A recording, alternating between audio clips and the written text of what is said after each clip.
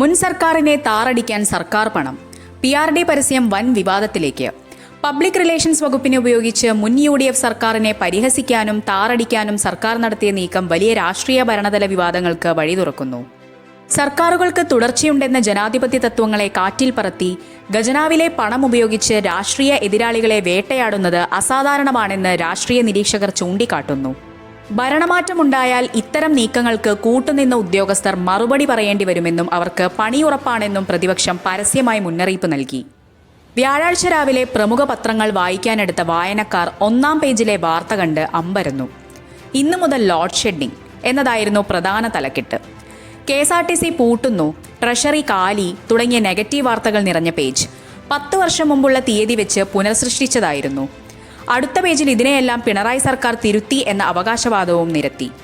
സർക്കാരിന്റെ വികസന നേട്ടങ്ങൾ പറയുന്നതിന് പകരം മുൻ സർക്കാരുകളെ ഔദ്യോഗിക സംവിധാനം വഴി അപഹസിക്കുന്ന രീതി കേരള ചരിത്രത്തിൽ ഇതാദ്യമാണ്.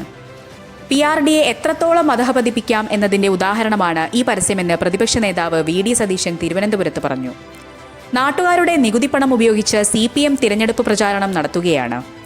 ഈ ഹീനമായ നീക്കത്തിന് നേതൃത്വം നൽകിയ ഉദ്യോഗസ്ഥർ മറുപടി പറയേണ്ടി വരും. രാഷ്ട്രീയ നേതൃത്വത്തിന്റെ ചട്ടുകമായി പ്രവർത്തിക്കുന്നവർക്ക് വരും ദിവസങ്ങളിൽ രക്ഷയുണ്ടാകില്ല, സതീശൻ വ്യക്തമാക്കി. CPM മുഖപത്രമായ ദേശാഭിമാനിയിലെ വാർത്തകൾ സർക്കാർ പരസ്യത്തിനായി ഉപയോഗിച്ചത് ചട്ടവിരുദ്ധമാണെന്നും ഇതിനെതിരെ നിയമപരം കൂടിയായ നീക്കങ്ങൾ നടത്തുമെന്നും അദ്ദേഹം കൂട്ടിച്ചേർത്തു.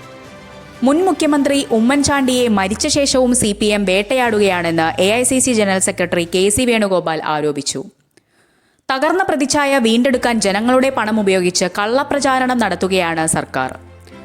ആശാപ്രവർത്തകരും തൊഴിലാളികളും കൂലിക്കായി സമരം ചെയ്യുമ്പോൾ കോടികൾ ഇത്തരം പരസ്യങ്ങൾക്കായി ദൂർത്തടിക്കുന്നത് ജനങ്ങൾ തിരഞ്ഞെടുപ്പിൽ വിലയിരുത്തുമെന്നും അദ്ദേഹം പറഞ്ഞു. സാധാരണ നിലയിൽ മുൻ സർക്കാരുകളുടെ പോരായ്മകൾ രാഷ്ട്രീയ പാർട്ടികളാണ് പ്രചാരണ വിഷയമാക്കാറുള്ളത്. എന്നാൽ പബ്ലിക് റിലേഷൻസ് വകുപ്പ് തന്നെ ഖജനാവിലെ പണമെടുത്ത് രാഷ്ട്രീയ പ്രചാരണം ഏറ്റെടുത്തത് ഉദ്യോഗസ്ഥ തലത്തിലും വൻ പ്രതിഷേധത്തിന് കാരണമായിട്ടുണ്ട്. 2025 AI ലോകത്തെക്കുറിച്ചുള്ള പരസ്യ മാതൃകയെ രാഷ്ട്രീയ പകപോക്കലിനായി ഉപയോഗിച്ച് PRDയുടെ നടപടി വരും ദിവസങ്ങളിൽ സർക്കാരിനെ കൂടുതൽ പ്രതിരോധത്തിലാക്കുമെന്ന് ഉറപ്പായി.